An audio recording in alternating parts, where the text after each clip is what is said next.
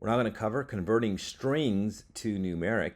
So let's just say you have a series of strings and you want to convert them to numeric. Now, it looks like these are numeric, just the way that it is visually represented, but this is not. You can actually tell just by its visual representation. That's because the decimals are not lined up.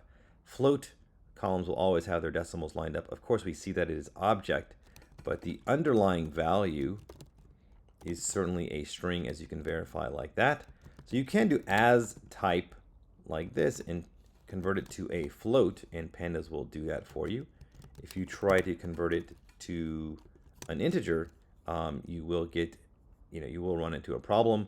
So these do have decimals, so they are not able to be converted to an integer. But that's how you would do that. So you can convert strings into floats. If they don't have any decimals, then you could do the conversion to int, but these do have decimals, so it's not possible. Now, sometimes this is a situation that does crop up. You will have some strings in a column, but also strings that are numbers that you can convert, but some strings that you cannot convert. So like this not available, if you try to convert this to a float, you will get an error. You can't convert this string not available to a float. This is where you can use the pd.toNumeric function. So this is available in pandas itself. So pd.toNumeric. This is not a method, right? So you get this from pd.toNumeric. You pass it in s, and you have to set this errors parameter to coerce.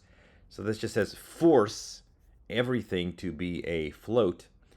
If it cannot be a number, numerical value, then make it a missing value, and that's what it does over there.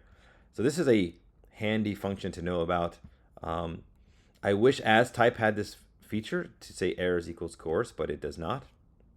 So you have to use this function, unfortunately. All right, so now going in the other direction, so you can actually do this. Not a very good, not typically what you want to do.